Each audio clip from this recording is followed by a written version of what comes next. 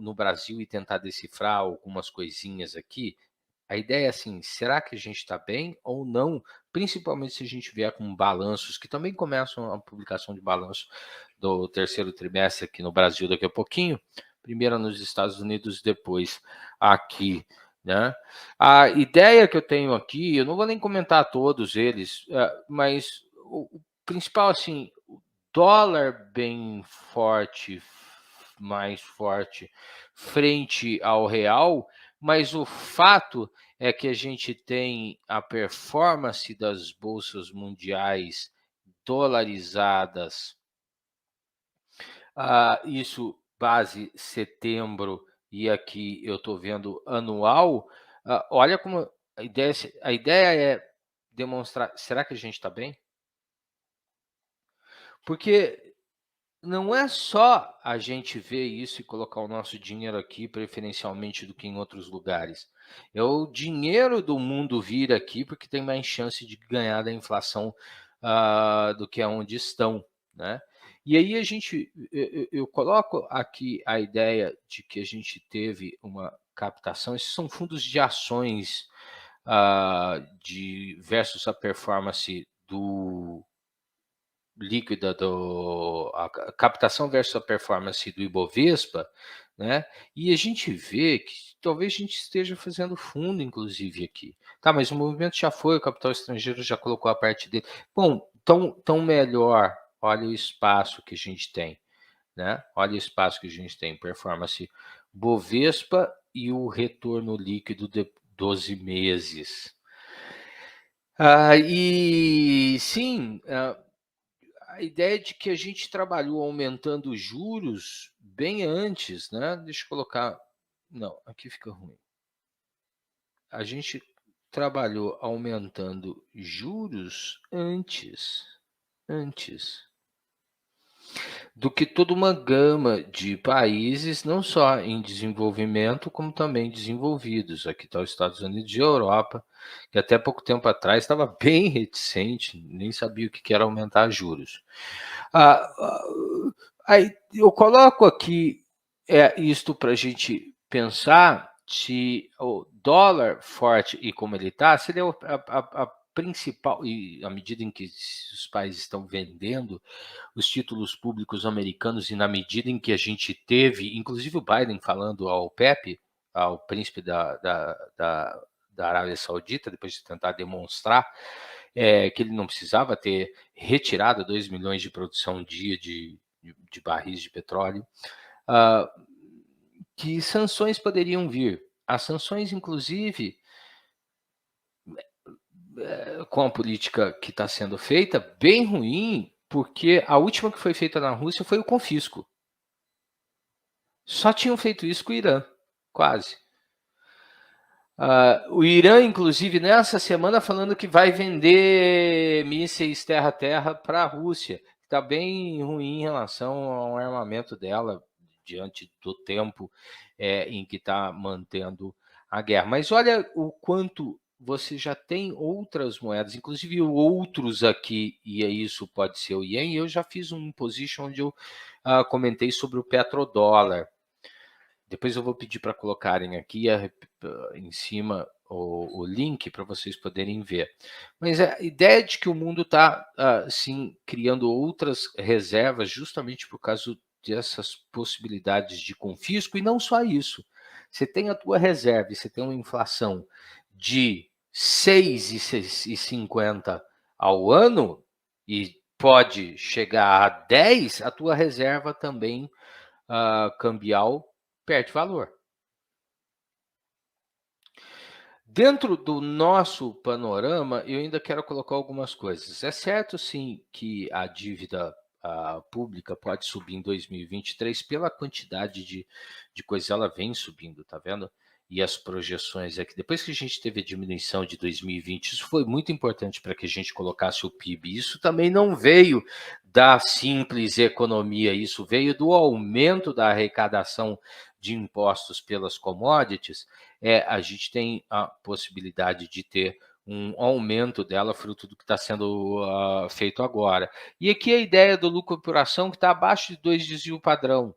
Mesmo se eu tirar Vale e Petro, ou mesmo se eu excetuar todas as commodities, eu ainda estou abaixo da mediana, pelo menos. Tá? Olha como a nossa bolsa é importante em commodities. E o prêmio de risco por ação, apesar de a gente ter visto cair, porque a nossa bolsa subiu, ele está acima da média.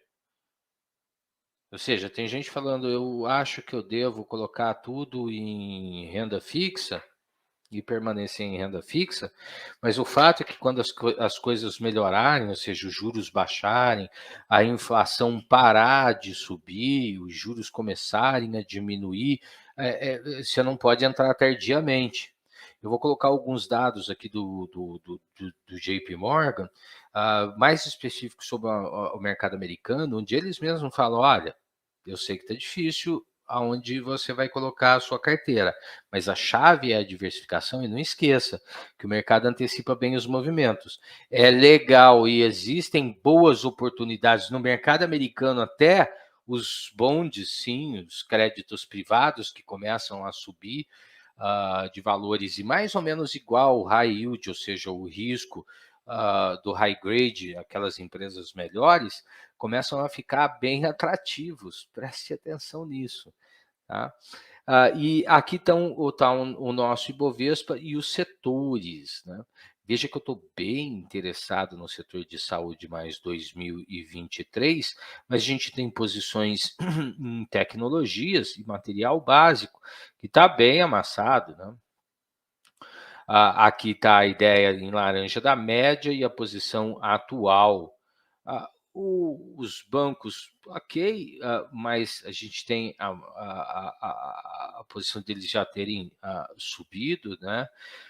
Bastante, e a gente tem ainda o consumo discricionário, sim, além do consumo básico, com amplo espaço, com amplo espaço. Apesar de terem sofrido nas últimas semanas, mesmo que a gente tenha tido uma inflação menor, o terceiro mês consecutivo que a gente tem deflação, fazia tempo que eu não via isso, ok, que veio da política de desoneração principalmente, né? Mas a inflação é bastante resiliente. E a gente tem até o nosso PIB aumentando e o menor desemprego de muito tempo. A parte de serviços, na semana passada, houve a publicação de que a gente está 10% acima do que estava no Covid, no pré-Covid. Então, perceba como a gente tem espaço em vários setores, né? E a ideia é assim, será que a nossa bolsa está boa? Eu vou resumir com o último gráfico aqui. Para analisar isso, eu queria só colocar a ideia dos Estados Unidos. Vamos comparar com lá. Será que lá é melhor investir do que aqui? Depois vocês podem ver tem bastante dados aqui, eu vou resumir muito para a gente entrar no que interessa logo, né? Os gráficos e o que me chama a atenção para essa semana, mas olha a escalada de 2002 dos juros frente às outras crises que a gente teve. Por exemplo, 2004 e 2006, ou de 99 a 2000, como ela foi menos inclinada, sempre menos inclinada, de 2015 a 2018, né? E isso é interessante e dá para ver melhor por aqui que eu trouxe para vocês. Olha isso daqui. Isso vai colocar os juros desde 2020 e qual o tipo de inclinação que ele teve durante o período. A escala de gradiente está embaixo. Eu achei bem interessante, porque dá para ver bastante como a velocidade do aumento é muito grande. E aqui você tem os juros dos títulos de 1 mês, de até 30 anos. E olha isso. Interessante, né?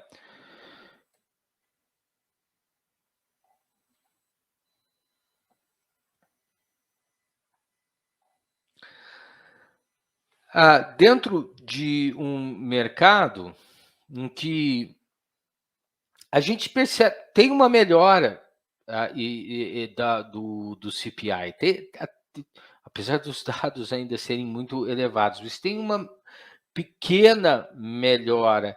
E eu estou escutando sempre assim: a grande depressão, vai vir depressão, o mundo vai ter recessão, o mundo vai ter recessão, o mundo vai ter recessão. Olha, os Estados Unidos é bem forte em relação. Aqui tem uma comparação que eu achei genial da JP Morgan a, em relação à duração da recessão versus o ano. Isso aqui foi a crise de 29. Porque eu já vi muita gente falando assim: nós vamos repetir a crise de 29. Em vários gráficos ainda colocando isso. E olha onde a gente está aqui. Olha o tamanho e olha a duração. Inclusive aqui, ó, de 2008. Tá? E aqui já o previsionamento do que está para acontecer. Claro que a gente já está lá para 2024, juros se manter alto, juros se manter alto. E isso eu acho que o mercado já se acostumou e precificou bem, né, em relação ao mercado americano. E aqui está a ideia do sentimento do consumidor que está lá embaixo, sim, nos Estados Unidos, versus o retorno esperado do S&P nos 12 meses subsequentes. Lembrando, se a gente está com uma força relativa boa, se lá sobe, a gente também pode subir. Até que fique o mais interessante ter ativos lá, num país mais forte, em desenvolvimento de moeda forte, do que aqui. Né? A ideia dos picos, como é muito difícil, você tem só 4% de ganho nos próximos 12 meses. Os vales são embaixo, tá? A ideia do pico é em cima e os vales aqui. Os vales embaixo. Então, cara, você pode comprar, você pode ter a oportunidade de ter ganhos em média, isso aqui nas médias, dizendo cada um dos períodos, lógico que nos vales, nas crises. Tá? Esse é um material que a JP Morgan apresentou hoje, inclusive. Eu peguei emprestado. Mas estou citando a fonte, etc., e agradecendo o JP por ceder esse material e poder mostrar a vocês. Em média, 24%. Então, será que existe oportunidade hoje a mais do que em 2021, lá em cima? E o que eu vejo é assim, a gente tem que prestar atenção quando é que a gente está alocando em cada coisa, por mais que possa parecer contraintuitivo, aonde é que a gente vai colocar nosso dinheiro para render o quê? Para ficar bilionário? Não, você quer render mais que a inflação, mais do que os outros rendimentos, porque você quer acelerar a tua curva de liberdade financeira, a rapidez com que você alcança a tua liberdade financeira. Sem errar tanto, errando pouco, stop curto, teus alvos maiores. Tá? Se você prestar atenção, isso daqui a gente está falando de renda variável, o triangulinho azul é onde está a mediana e a janela da onde a gente estava no ano passado, dezembro do ano passado, ou seja, quase um ano atrás. Será que tem oportunidades? Não no Japão, não na Europa ou no Reino Unido, mas eu estou falando do mercado americano. Na China, aqui eu não mexeria, mas olha isto daqui, né? E então a gente consegue ver que quando eu olho e não vou muito além disso, o nosso EWZ